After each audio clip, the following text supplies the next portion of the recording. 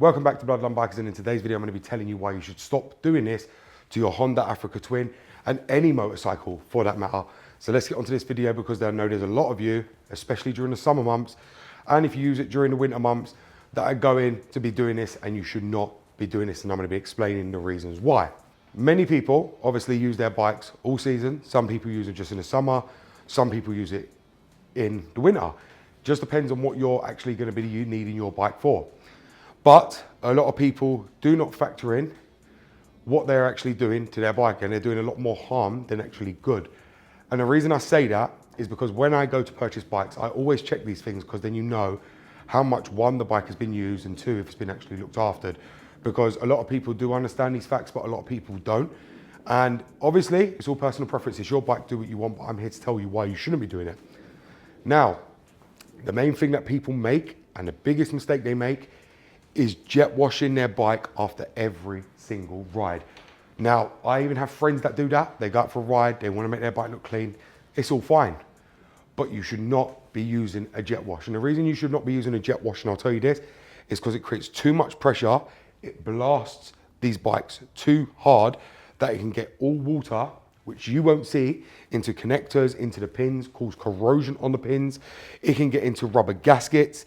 The water will get in. You could end up with too much water. For instance, if a gasket's failing or it's degrading, which some of them do, especially on your crankcase, and you get water in there, you can end up hydrolocking your engine from water getting in, which you didn't even know about. That's why you have to be so careful when jet washing the bikes. Not only that, during the summer months, when you wash these bikes, you got to remember it's so hot outside, you can end up with a lot of humidity in them, especially because you're never going to be able to clean every bit where water has gone. So for instance, if it goes all up here into the intakes, I don't know, down here, it's just going to dry with humidity. You're not even going to be able to see it and spot it. A lot of people focus on the body panels up here, rubbing it all down, because then nobody wants watermarks everywhere. And on a red bike, you're going to have them, same as on a black bike. So people don't even think about it when they actually do that. They're just spraying them down with a jet wash and have no clue what they're actually doing to their engine.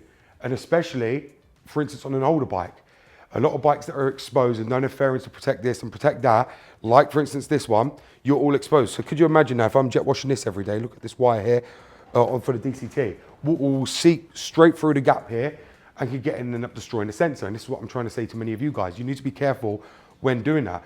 Don't be over washing your bike. It is very, very bad for it. If you're going to clean your bike, just use a microfiber cloth. And I don't know, Quick Detailer, Meguiar's do a lot of different detailers, ceramic detailer, quick detailers, the shine up, things like that you can just spray on and wipe off. There's no need to go extreme, keep jet washing your bike.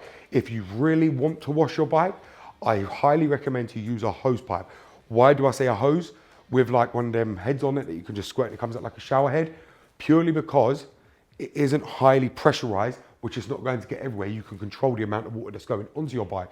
Because it comes out slowly, you can just literally spray a little bit while cleaning it down and drying it up. With a jet wash, the water is so powerful coming out of there, so powerful that you can take off even the engine coating on the engine or even the paintwork, because they are so powerful.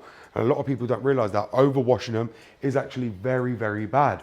And when I go to see bikes, I can always tell if they've been overwashed or oversprayed. And it's the same thing when I bought my Rocket. The guy was using it, had used it for about 3 times in the winter. And it was dirty. I said to him, don't wash it, leave it until it comes to me and I will do it. Purely because, one, I like to be able to see everything.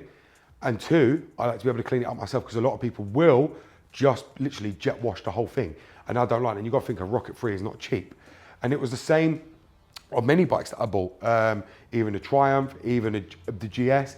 The GS was very, very dirty when I went to first see it. The guy obviously didn't wash it. And then obviously this is what the dealer done, they cleaned it all up. And the same like for like on all these bikes. Where I bought my one from was a main dealer. Where I bought this one from was a dealer. And they had cleaned them up. And I asked them, did you use a jet wash? And they said no. They actually had this one professionally detailed. They had my one professionally detailed.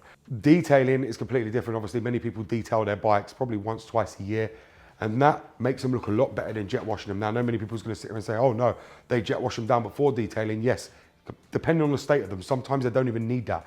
If they're already well looked after, then all you need is detailing. It can be cleaned up with just a microfiber cloth and some spray. You don't need to go overboard with a power washing them, jet washing them, doing all that. It causes more harm than good. Could you imagine doing it on a BM? For instance, the amount of electronics, that's why a lot of people, you see a lot of GSs, a complete state because people are so worried about using a jet wash on them that it's going to mess the electronics up or mess something up that they're not going to be able to afford to repair or not going to know how to repair it. But I see a lot of people doing that, and I get it. Over the winter, you don't want your bike to look dirty, but in the same sense, you're washing it and going back out into the dirt anyway, so why does it matter? All you're doing is more harm than good. Leave it and clean it, what? Probably once every week, but there's people that actually jet wash these every single time they ride them.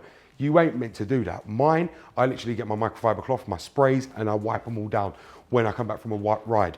I do not use the jet wash on them every single time. It's really, really bad for the electronic side of things, for your paint work, for the engines, for the gaskets, for the seals. If they get into any of that, it's game over for you guys. You really don't understand that, and that's what I'm trying to tell you. Please, please, please do not use a jet wash. If you're going to wash your bike and you really want to wash it with water, that's all fine, but make sure to use a normal hose pipe. The jet wash is just way too powerful for these, and as we age and as we're getting on, more and more bikes coming out, more and more and more electronics. So there's a lot more to go wrong. And if you get water into them connectors, they're going to corrode, they're going to end up all green, connectors start breaking, things start working.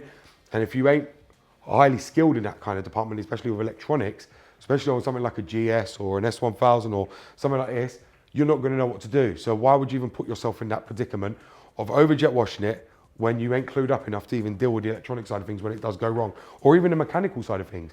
All I'm saying is don't put yourself in that predicament. That is my take on it.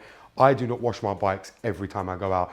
I wash them probably once every month, and then the rest of the time I am wiping them down with a cloth and spray. It's very, very simple. It's a lot cheaper option, and let's be fair, jet washes are really not good. They're not good on cars either. Everybody knows that because they can take the paintwork off. And you know, even when you've took a bike or a car, if you've had something resprayed or someone's done a bodge job on it, you put the jet wash in it and boom, paint just comes straight off. So many of you guys know jet washers are no good. Everyone has their opinion on them.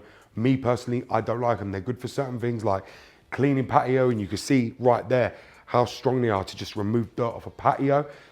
Think of what that's doing to a bike, an engine, and all the electronics. If that is that powerful enough to remove dirt and grime off a patio surface and walls, that's the kind of power that's being used on your bike. So think of it like that. But I hope this video is going to help you guys. And like I said, just please do not overwash your bikes, because there's many of you that are going to end up damaging the bike in a bad, bad way. I hope this video is going to help many of you guys. If you haven't subscribed already, please go ahead and subscribe. And as I've said many times, we upload at least 3 to 4 times a day, every day on this channel. So thank you very much for watching, guys, and I'll see you in the next video. Thank you very much, and goodbye.